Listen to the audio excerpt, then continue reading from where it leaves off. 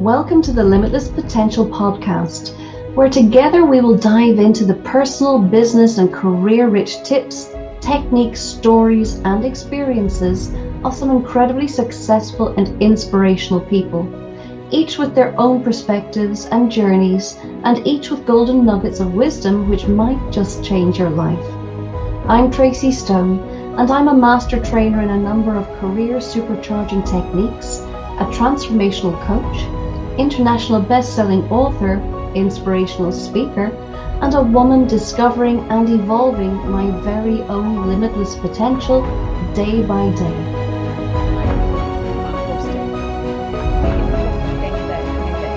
Determined. It's like, I went to yoga and one thing You're going to stand up at your stage. Celebrate yourself. Spiritual things are very secondhand. And so once a week, each of you take.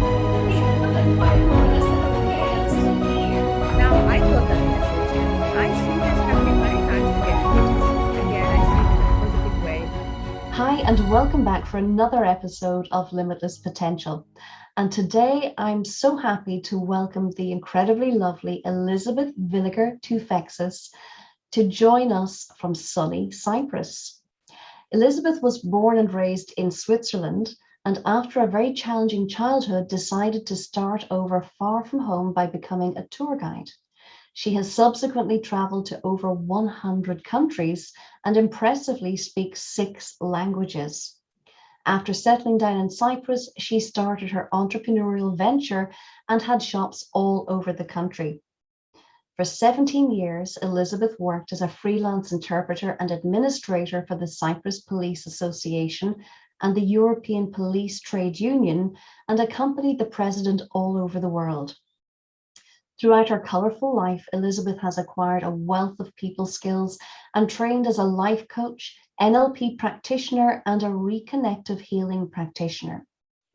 Elisabeth is also a highly engaging international motivational speaker and has inspired many from the stages that she has stood on throughout Europe and the Middle East. She's the author of The Soul Kit, First Aid for the Soul, which is also available as a video course, and has written a number of other ebooks. Her latest exciting project is her amazing podcast, Most Memorable Journeys, where she talks about travel memories and life journeys with her lovely guests. And she's here with us today to talk about her journey and how she taps into her own limitless potential. Welcome, Elisabeth, and thank you so much for joining us today. Thank you so much for having me, Tracy. And that introduction sounds impressive. I'm impressed. I'm impressed, yeah. You're impressed at yourself, and you should be, because it's quite a life that you've had, isn't it? It's been a long time already, you see. That's got to do with it. So when you're a certain age, there is a lot to write.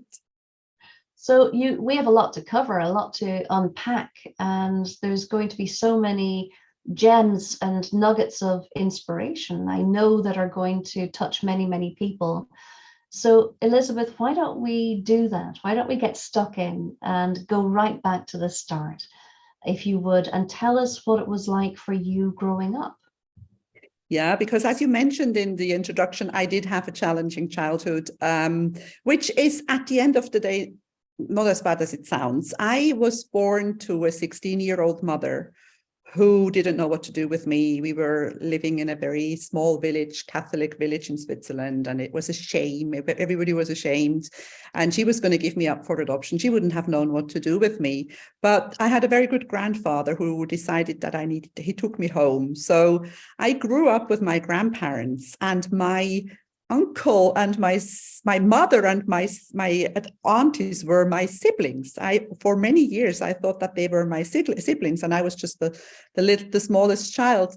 But unfortunately, my grandfather died when I was 10. So there was no guidance. My grandmother was a lovely woman. She was very loving. And that's why I'm saying, I had a nice childhood. I was laughed and I was fed and I was looked after.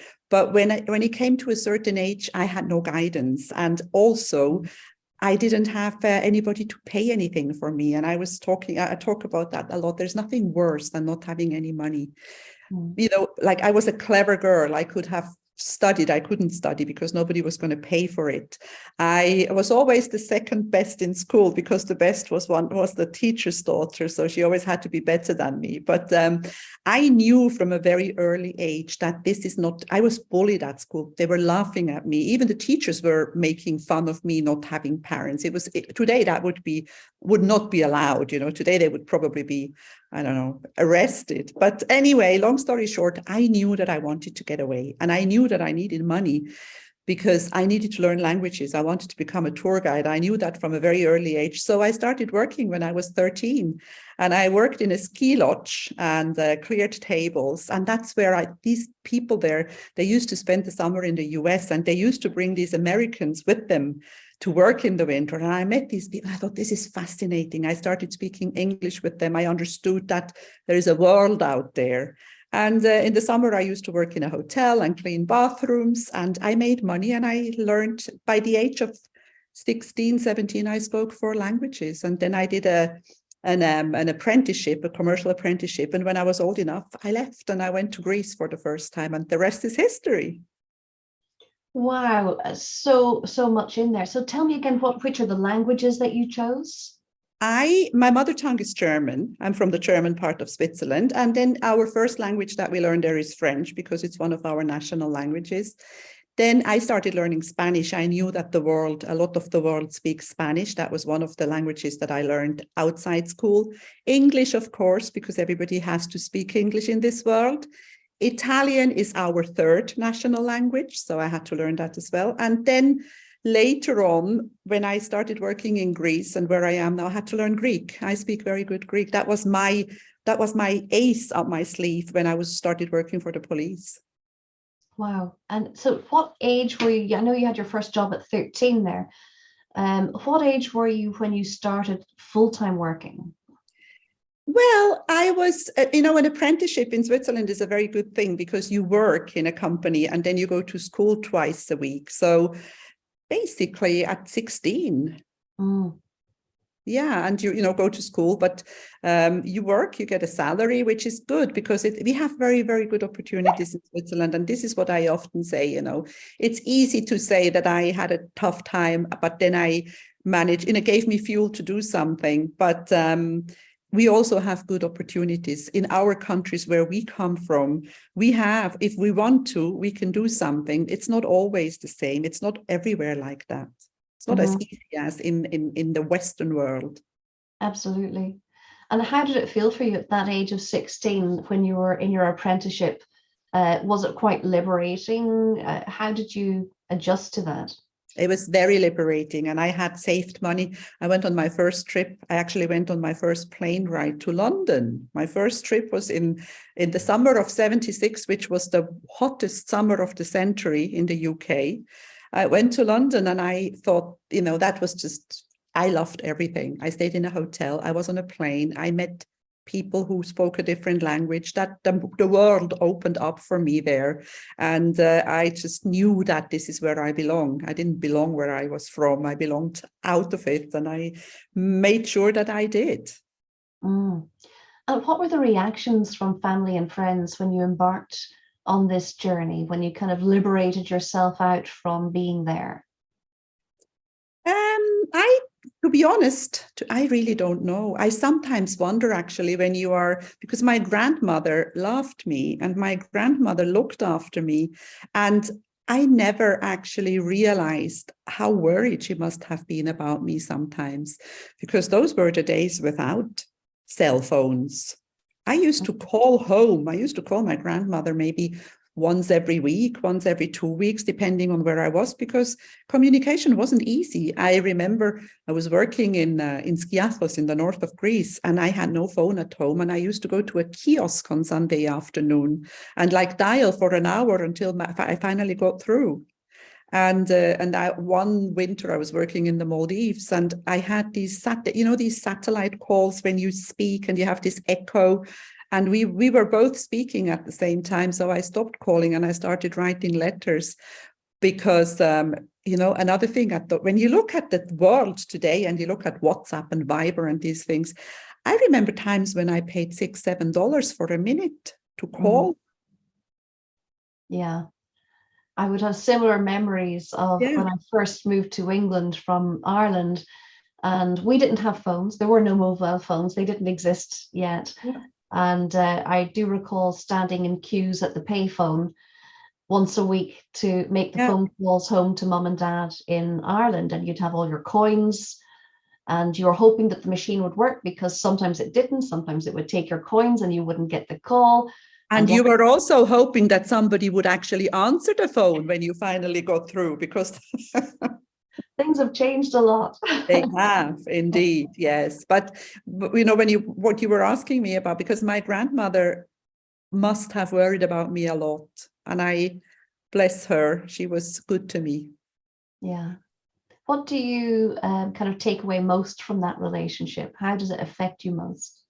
I think as a small child, the most important thing that you need is love, and everything else can be arranged, because I had no, as I said, I had, you know, no guidance when it comes to education, and I had to learn it maybe a different way. I had to go sideways and side streets, but I became what I wanted to become. And having it all straightforward and paid for doesn't always work out. You know, I look at people who have everything ready, and they live in their comfort zone, and they never actually make anything with what they have.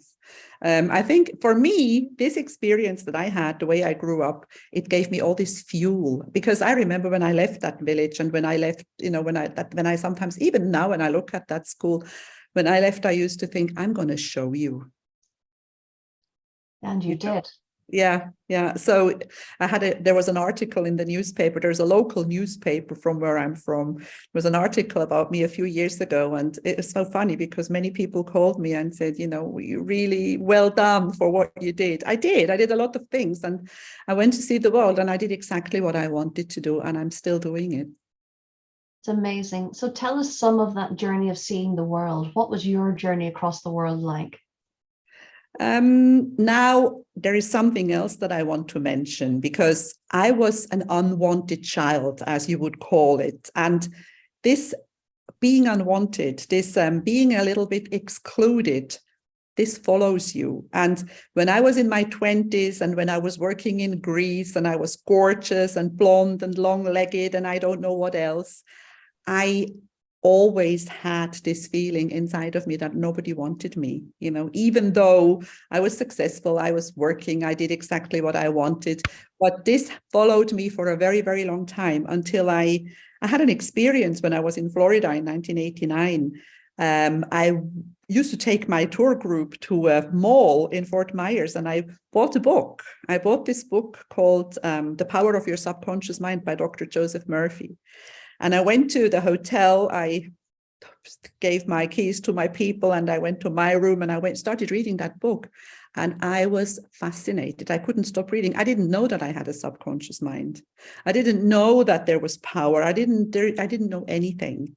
So that was a really, really life-changing experience. And funny enough, a couple of months later, I was in California again doing tours, and I was between two tours. I was waiting for a group, and I was in a hotel somewhere in Long Beach, one of those Holiday Inns or something. And there was I didn't have anything to do. I was free on that day, and I was walking around the hotel, and there was an announcement for a public speaking seminar. And I thought, that's it. That's what I do. I'm a public speaker. I'm a tour guide. So I participated. Up until today, I don't know if I paid for it, but I participated, and I bought the book at the end. And that public speaking seminar in 1989 was given by Tony Robbins. No way. Yes, I That's have his book. amazing. It's Unlimited Potential. That's what I bought there, and I use that book every year to set my goals and to look at it. And I wish I could tell him one day, because he had a huge impact in my life. That is fantastic. Yeah. So that was a whole new era started for you because you picked up that book. Yeah, I basically woke up. It was like, you know, when you say you wake up, people wake up, the awakening, that was it. Yeah. You know, and I'm not saying that I had a great life before, it wasn't, but I just became so much more secure. I knew that I have power over myself. I moved from the passengers to the driver's seat. So talk to us about that, please, Elizabeth. So what changed for you? What did you start doing differently I because of started this setting change? goals. I mean, before, obviously, I had goals. My goal was to get another good destination for the next year or another good round trip. But from then on, I knew that if I set goals, if I split them up in smaller steps, if I go ahead and do it, if I sometimes speak up when I have to, or if I ask, because the insecurity sometimes stops you from asking things. And I have learned that if you ask, you always have a 50% chance of a yes. If you don't ask, you have a 100% chance of a no. Yeah. So I just basically started creating my life from then on. And as I said before, my life was fine, it was fun. It was just, but I was also I was 30 by then, 31. And I knew that I wanted this and this and this. And I started doing it, just going that way. That's amazing. And I think so often we do feel so labeled by what our life has been, by what we believe to be true about us, that we live that life that way. But people tell us we are, until we find out ourselves what we are. And especially because sometimes what we are doesn't mean we have to remain what we are and what we want to be and how we can become it. And sometimes it takes a little pain to become that, but it's necessary. So what were some of the goals, if you can recall back to them, that you set yourself and that you achieved? I wanted to marry my husband. That was one of my goals. I had met him when I was 25, and I always thought the only man in my life that I would ever want to have children with is him. And that's another story. We're not going to go into that, but I wanted to do another degree, because by the time I found out what life is about, as I said, when I knew that I had also saved money. I had worked hard. All those trips that I was on paid well. I had earned a lot of money in America, especially. So I spent money to do a marketing degree. I went back to study when I was 30, and I did a 2-year degree, and obviously got better jobs after that. Mm-hmm. And, just planned things better and became more relaxed, definitely became more relaxed, because I realized that I'm in charge of my life and all my decisions have consequences. It's not somebody else deciding for me, it's me. I love that. I really love that so much. All my decisions have consequences. It's not someone else deciding for me, it's me. That's such a critical thing. And so many people actually don't live that way. They don't get that reckoning that I have to be responsible for my own choices. And people sometimes think that that's a pressure, but it's a liberating thing, isn't it? It gives very you much so, very much, yes. Yeah. So tell us a little bit more then about fulfilling the marriage bit. So you decided you were with him already. You decided, I want to marry him. I wasn't with him. He actually had married somebody else, but I knew that it wasn't going to last. And I just went my way. I didn't need to do anything. I was just hoping for the best, and it happened. And we got married 28 years ago. Amazing. Amazing. And he was your guest on your 100th episode of your podcast a week or so ago. Yes. Congratulations. I mean, that's epic, both in terms of finding your dream man, marrying him, 28 years of happiness, of supporting each other, and celebrating your 100th episode of your podcast. That is epic. How does it feel to reach those milestones? It wasn't always happiness, Tracy. We sometimes fight. You know what? Life is a lot of ups and downs. We have a very good marriage, but, there is a lot of things that sometimes you disagree with. When you bring up children, you disagree. I think it's all about the most important thing in a relationship is trust and support and, just cheering for each other. I'll give you an example about why I appreciate my husband so much. When I was asked for the first time to go on a trip with the police, I thought, I can't do this. My kids were small. They were 7 and 5.5. And I thought, who is going to do the school run? Who is going to do this? Who is going to do that? And also, is my Greek good enough? That was another question. But I thought, so when they called me and they asked me if I could go to Poland, I remember, I thought, what am I going to do? What am I going to do? And I called my husband and I said, what shall I do? And he said to me, you have to say yes, because if you don't say yes, they will never call you again. And you see, this is what you need to hear, because he could have said, oh, what do you want to go? It's a drag, and the kids and this and that. And this is what you need. You need somebody who cheers for you and appreciates you and helps you take good decisions. And so many other things. I think, if marriage, that could be a completely other podcast, talking about relationships and marriage. And I'm definitely not the relationship specialist, but I do know that trust and another thing that's very important in a relationship is a good sense of humor. Definitely. That's what gets you through often, isn't it? Yes.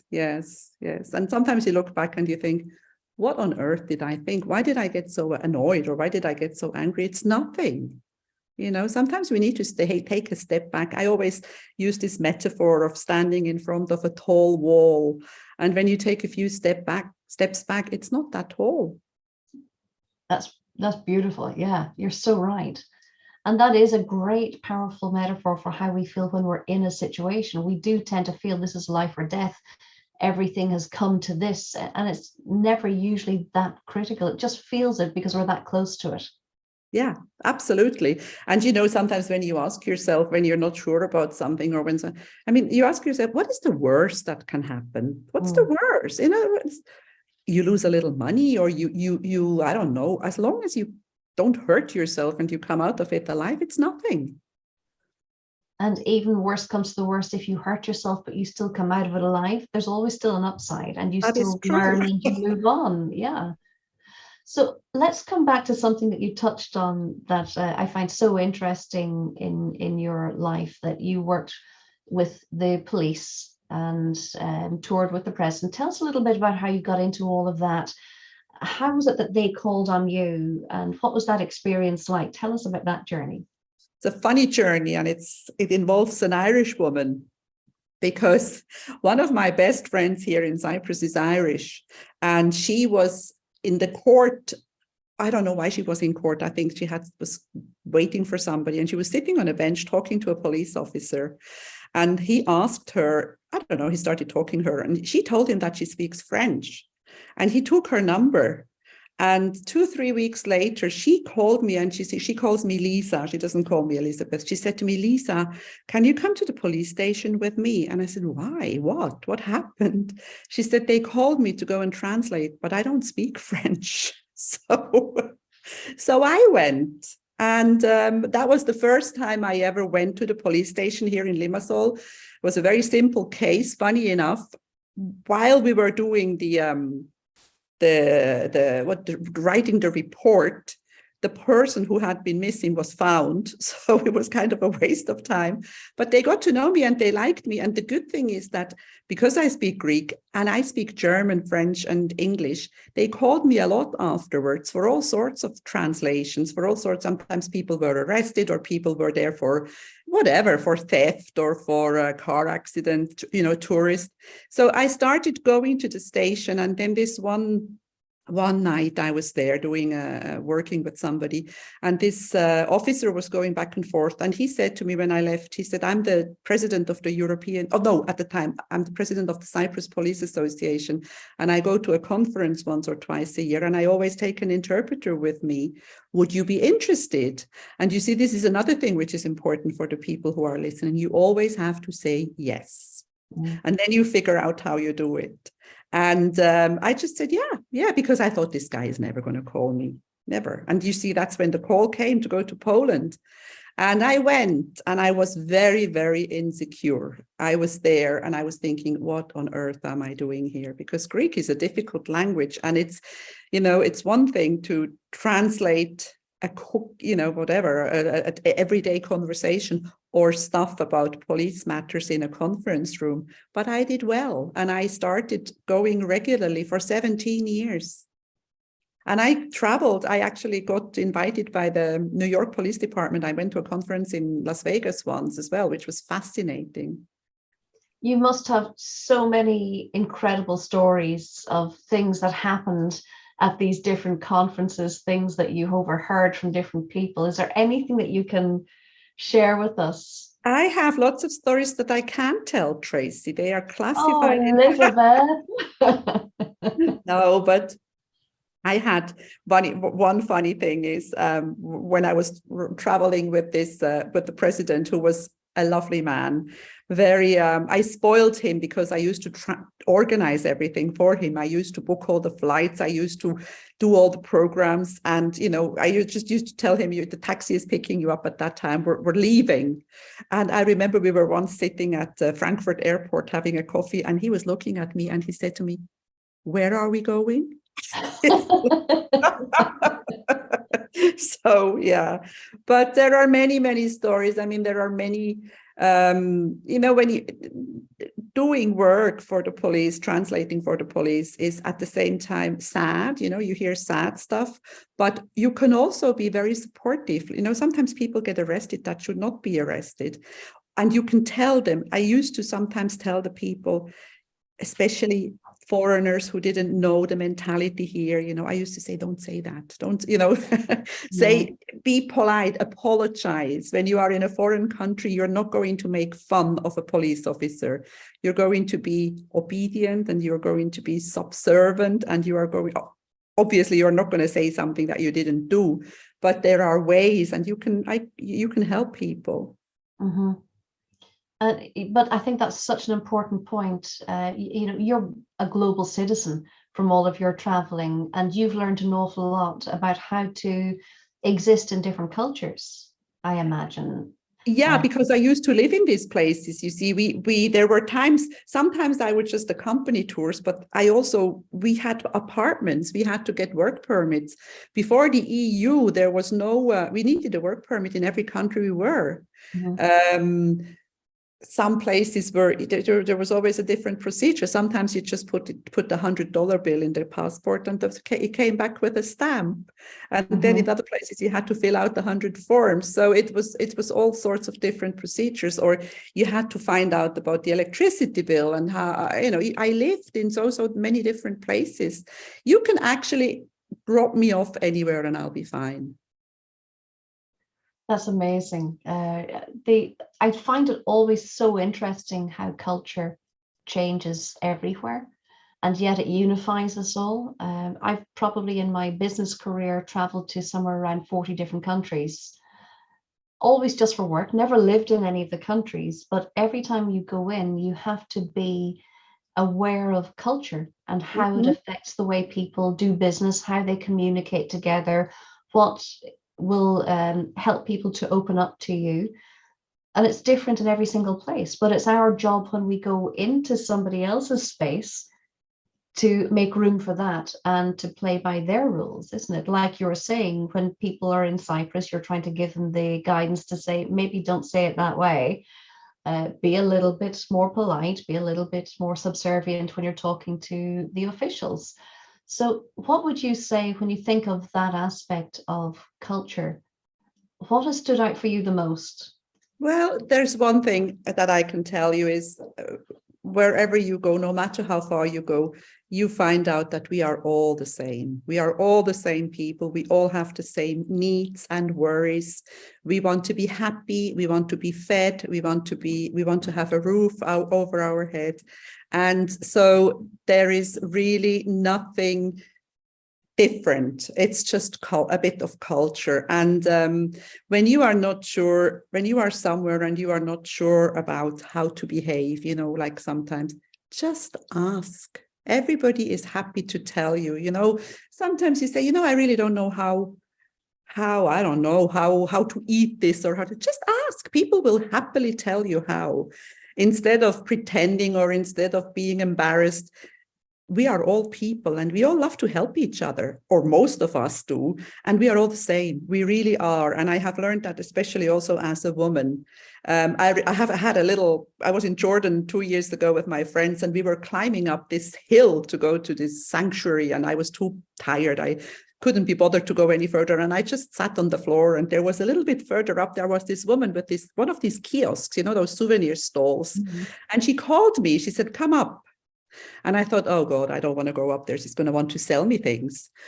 And then I thought, oh, why not? I went and sat with her. She made me a tea on her little wood stove. She made me a very nice mint tea, and we talked about our children, and we talked about that her daughter is going to get married, and we talked about I don't know what else, and we are now friends on Facebook, and we exchange news. And she's a woman with a souvenir stall in Petra in Jordan, and I am what I am. So we're all the same. We can all connect if we want to. And unfortunately, the problem in this world is greed and power, the power game. If we all realized how unimportant we are, how short our life is, things would be very much different. But the ego is a problem. You're so right. It impacts everything. So on those journeys, before I want to come on to asking about some of these amazing things that you do, your life coaching, the NLP. But before we go into that, when you think of all of those incredible countries you've been to, the different experiences you've had, where would you say has been at the top of your list, and where has been at the bottom of your list, and why? I don't know. That is such a, it's such a difficult question, because I don't think it really depends on the country, how you feel, because it depends on how you feel at this moment. Because you can be so happy in the simplest place, and you can be so unhappy in the most beautiful place. I think it so much depends on you. I mean, I love the US. I loved traveling in the west of the United States, doing all those national park tours. I love Thailand. I love Australia. So it's really difficult to say. And as to what was I think the most challenging destination that I worked at was the Maldives, because I lived on an island where you can walk around in 10 minutes for 5 months. And there was no internet. So I was really, really bored. What did you do to try and stimulate yourself at that time? I learned how to dive. I was already windsurfing. I used to windsurf from one island to the other and tell the sailing instructor to watch me in case the sharks would go after me. I learned I did a lot of things, but how much can you do in a whole day? And I didn't really have much work, because people who go on holidays to the Maldives, they either go to dive or they're on honeymoon. So there wasn't much to do. We used to make up things and go on little excursions, sometimes go and spend the night on one of those deserted islands. But it was a very, very long 5 months. Mm-hmm. Yeah, that's tough, unless you're the kind of person that is ready to be a monk or join an ashram or something, and you want. I was 25. There was nothing monkey about me at the age of 25. You were not ready for that kind of solitude. Not at all. So, Elisabeth, what brought you to Cyprus, and why did you settle there?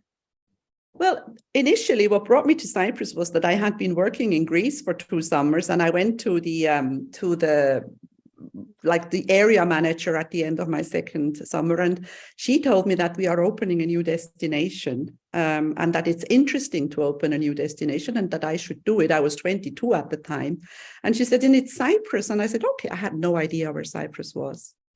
I thought it was a Greek island. And when I came here finally, then I didn't know that it had been a British colony, and that they were driving on the wrong side of the road, and that, that it was much, much bigger than I thought. It was a lot of work the first summer. I was driving. There were no highways at the time. Now Cyprus is very, very modern, but I'm talking about 40 years ago. I came here the first time 40 years ago. It was hard work, and it was different, but it was a fantastic experience. I watched it grow so much. And I loved it. I kept coming back in the summer. I was here I only met my husband the 4th summer that I was here. So it's not because of him that I kept coming back. But moving here obviously was in 1994 when I decided to come here and live with my husband. How lovely. and you stayed there. You didn't get the travel bug again. I mean, obviously you've traveled a lot since, but I did. I mean, when I came in 94, I was ready to settle down. I had my daughter in 96, beginning of 96. And the first years when my kids were small, I was dying to go to places. I used to take them, like we would take them to Greece on little trips, and of course to Switzerland, where I'm from. But I was dying to go on a big trip. And I did. When they were just old enough, I took them to Florida for the first time. And then we started traveling every year. And they are good travelers. I wanted to make sure that they love to travel as well. I am a travel addict. I mean, it's very, I suffered during COVID. yes. I think so many people really realized how much they missed their holidays and their trips. And for a lot of people, the holiday is just an escape from the usual routine that we have, or an escape from the weather. What did you see in most people? Is there any commonality as to why they wanted to travel, the people that you worked with? It's a very, I mean, that's really basically why I became a life coach later in life, because I felt that I had seen so much. I had to do with so many different kinds of people. And when people travel, they are out of their comfort zone. It's not been, and that's when you watch them and you see how they behave and how unhappy some people are, you know. And I worked for a company called Kuoni. We had quite expensive trips. We had people with a lot of money who used to travel with us, and they were just frustrated. They were complaining about everything. And this is the thing about life. You can look at the thing and you can have 10 different opinions about that thing. And depending on your state that you are in, you will see something beautiful or you will see something to complain about. And that's what I meant before when I was talking about a country, you know, which country do you like? It really depends on your state and on your well-being. And I have learned that money definitely doesn't buy you happiness. Money is beautiful. I love money because I didn't have any when I was small and it was a problem. But money is just energy, that it's freedom, but it's not, you know, I watch these people. I once did a South Sea World Tour, which is like a 21 days around the world. And it cost a lot of money. And those people, they were frustrated. They didn't know what time it was. They didn't know what currency to use anymore. They were just on that trip for, I don't know, because it was an impressive, expensive trip. There was no joy. Whereas you could see a couple who works all year in, I don't know, in Lanzarote or in a simple destination, and they were happy. They had a good time. They loved everything. They appreciated everything. They enjoyed.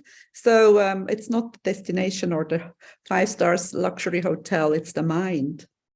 I think that's very powerful. So what tips would you have, Elisabeth? Because take us briefly then into the life coaching and all the amazing practices you have, and how can people leverage some of that? What tips do you have for them about how to get into that state where you are open to enjoying wherever you are, whatever you're doing?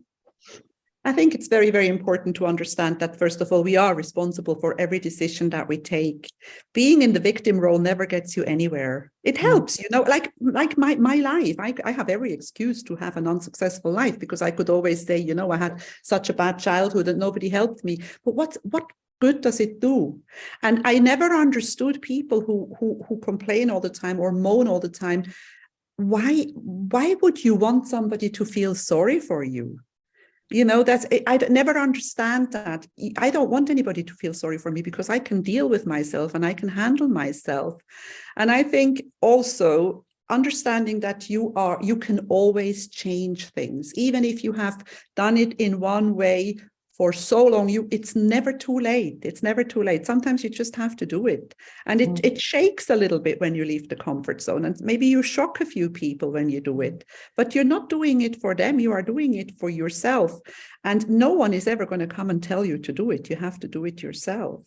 You know, as a coach, you're a coach, I'm a coach. You can open a door, but our client has to go through that door, him or herself. And, you know, when people come to me, I always tell them, I will not do anything for you. You will do it for you. I can show you how, but you still have to do it. Absolutely right. And that is the key difference, isn't it? So some people will go away thinking that didn't work for me. And Yes. those are the people that don't do the doing. They don't take the action. The door is opened and they're afraid to do the necessary to walk through. And the people who have great success then are the ones that say, okay, you tell Let's me do what to it. do, how to do it. I'm ready to do it. Yeah, yeah, yeah, yeah.